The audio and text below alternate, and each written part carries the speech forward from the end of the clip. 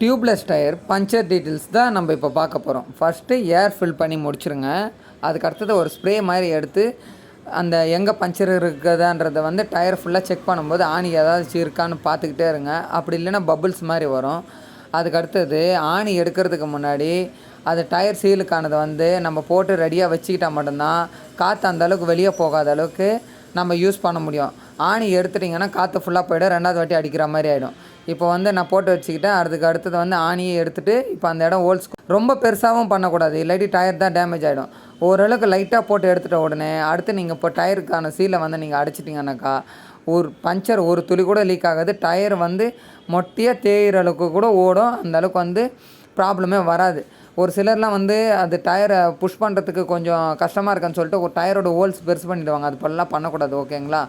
இப்போ வந்து பஞ்சர் போட்டு முடிச்சாச்சு. அந்த பழைய இடத்துல நம்ம செக் பண்ணியாச்சு, பஞ்சர் ஓட்டின இடத்துல செக் பண்ணியாச்சு, டயர் ஃபுல்லாக நம்ம செக் பண்ணியாச்சு. ஒரு இடம் கூட பஞ்சர் இல்லை, ஓகேவா?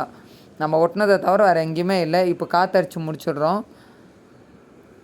நீங்களே பாருங்கள்.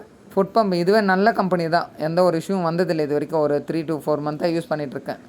அப்புறம் பபுள்ஸ் வருதா இல்லைன்னு நம்ம செக் பண்ணிவிட்டு டெஸ்ட் கப் மாதிரி போட்டுட்டு நம்ம வேலையை நம்ம முடிச்சுட்றோம், ஓகேவா? Thank you so much விவோஸ்.